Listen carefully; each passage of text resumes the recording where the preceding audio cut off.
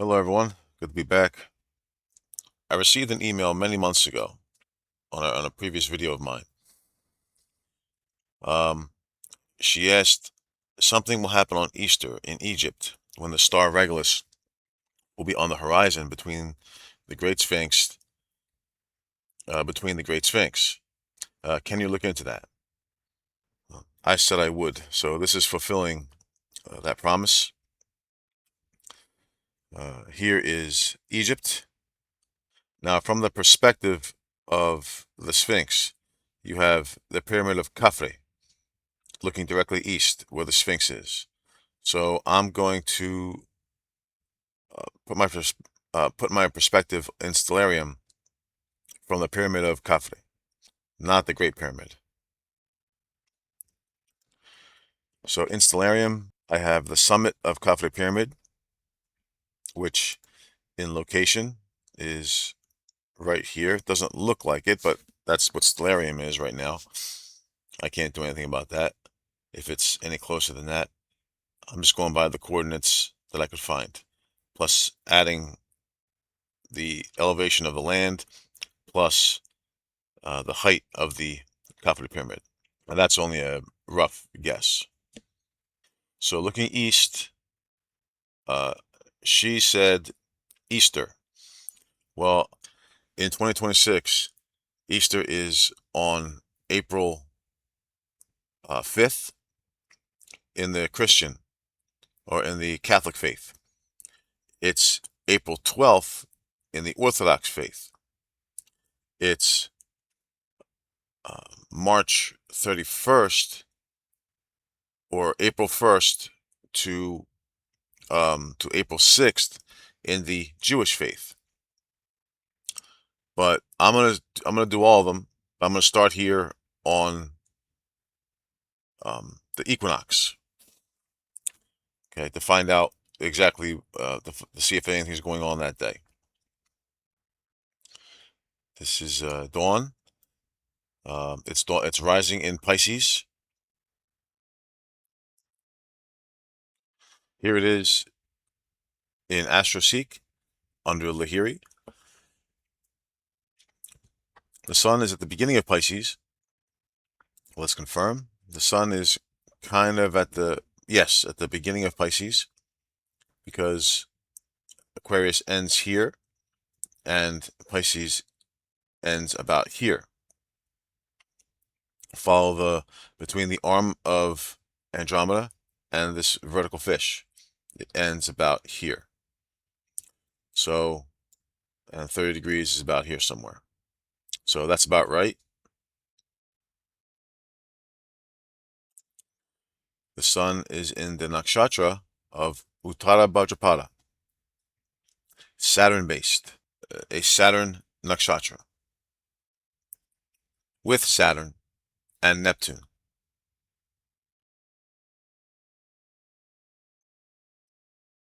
The moon just came out.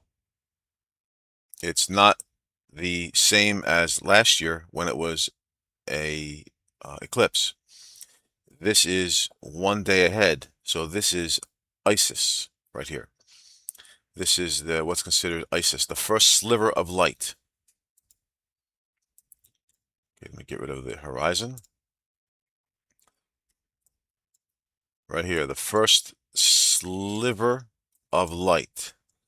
This is Isis for the Egyptians. And in modern, I think it's Celtic or Germanic magic. This is called Isis, as well as Babylonian, carried over into the Celtic. This is considered Isis.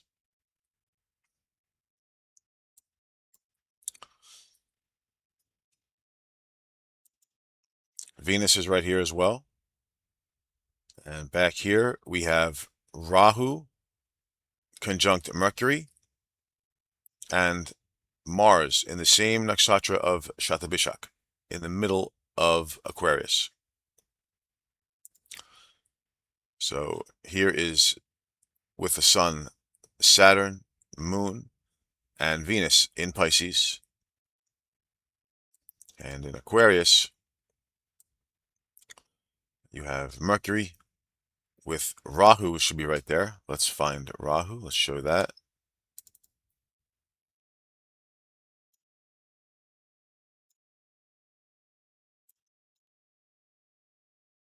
Okay, they're showing Rahu here.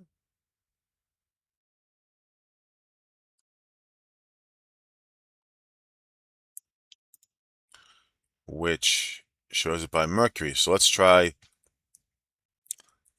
true lunar nodes as well as true Lilith. Let's see what happens. So it was right by Mercury.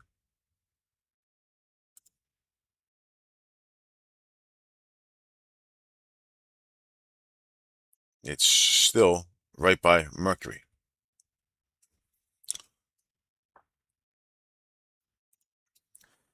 So it's not by Mercury here, but you know that's I can't control stellarium.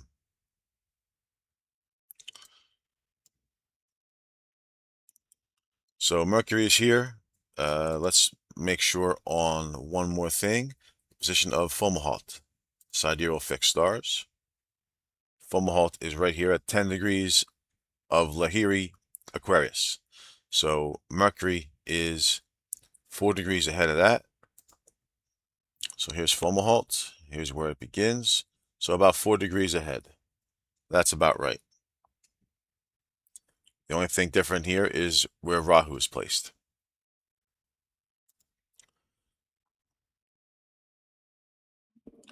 So we'll go by this chart here. It's fine. Won't have nakshatras. So Venus is in the house of her exaltation with the moon.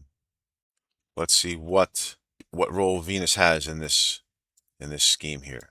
Let's see how Venus will move in the next couple of days. Here's Venus and her orbit. This could be in front or behind the sun. Let's see. So we go forward day by day, and it looks like she's going closer to the turn, which means she's behind the sun, about to turn to come forward. As you see, yeah, she's about to turn and come forward. All right.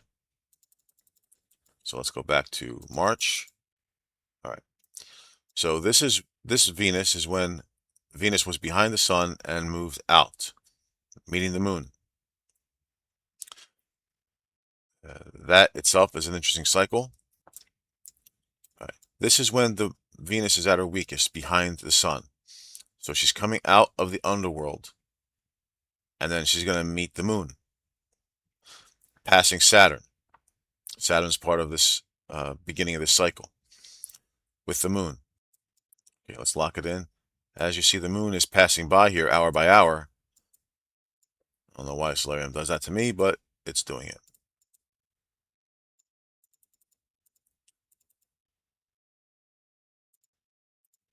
Okay, as you see, the moon is passing by hour by hour. This charges Venus in our body. It's charging it. It's the initial spark because it's still in the underworld because of the glare of the sun. We still won't be able to see Venus as an evening star on this night. It'll be in the next month where we'll be able to see Venus in the evening sky as the evening star. So as of right now, we can't see it. We won't be able to see it at night. But the moon here charges it. It comes in and says it's going to touch Venus in its passing and start the process of resurrecting her, giving her back her energy. And this ties directly in with none other than your chakras. So in the house of Pisces, in the house of the group, which is the empty chasm, which is not knowing anything. This is where Venus is exalted. So this is where Venus actually takes care of you, just as this is you. the individual. Well, your second house is what you own, you see. Well, Aries is also the house of the paramedic, the doctor, his or herself, the caregiver. Um, this is the house of the individual person, of the individual healing, individual drive. Okay, but this here is before it. So just as this is before the ascendant is, just as the first house is before the second house. The first house, the second house is everything owned by the first house. So in that light, the first house is everything owned by the 12th house. The 12th house is the groupthink, it's prisons, hospitals. It's just as this is the doctor, this is the hospital that employs the doctor. This is the ambulance. Aries is the ambulance that Pisces employs to have an ambulance. This is the hospital. This is the prison. This is the asylum right here. This is the institution that owns the individual, just as the individual owns whatever products and whatever things we own in our possession, like their home that we first have. This second house is not our home that we're going to have, that we're destined to have. This is the home that we inherit, our possessions that we inherit. So the 12th house is the house of the institution that cares for the individual. So that's why Venus here, as the individual, as Mars, the individual, owns the things he has, and that's in the house of Venus. Venus is exalted before the first house. So Venus is in a better position when, instead of us owning her or him under Shukra, or it, the energy owns us. The energy in pinpoint placement owns us. So this cycle is a fact of Venus coming out, of Venus being charged with the sun in the house of the institution owning us. So this here, so this placement is where government, is where religion is supposed to own us. And government is a form, is a secular form of religion. Now, here we have the individual is supposed to be gaining knowledge. And that's my role in giving you this to you today. The individual is gaining knowledge from here. And I'm going to start doing that to tell you how government really acts and is a presence in our lives. But I think I'm going to have to do that. Again, I keep saying I'm going to have to do that off of YouTube. Give you the whole, as much as I can, give you a larger presentation, since my stuff is really is not really organized. I'm gonna have to give it to you. My other platforms, Brighteon, Rumble, or Odyssey. In fact, there are other people who I can provide to you in understanding this kind of stuff. This channel on Odyssey, for instance, 7711. Not many views, but he is, and I haven't even had time to see this because I was doing charts. But this man gets it. He understands.